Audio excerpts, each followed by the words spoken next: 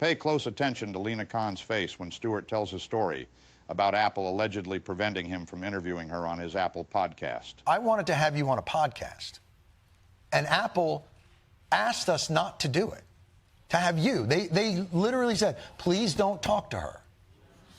Having nothing to do with what you do for a living. I think they just... I didn't think they cared for you, is what happened. What is she supposed to say?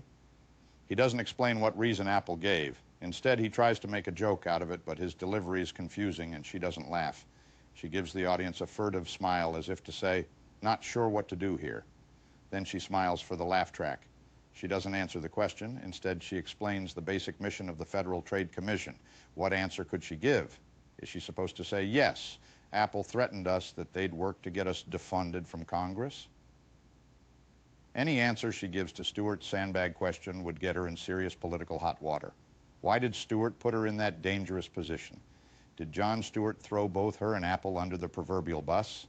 Stewart used his celebrity to call out Apple and get applause from others who are frustrated with Apple's various business practices.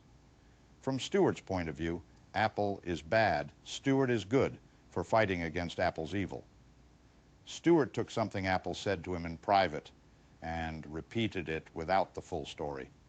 Apple wasn't there to defend itself. Then he put Lina Khan on the spot by asking her to agree that Apple did the wrong thing, even though that wrong thing was not explained by Stewart.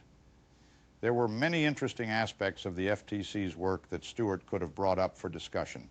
Instead, he used the interview to settle his beef with Apple about what he could do with his podcast.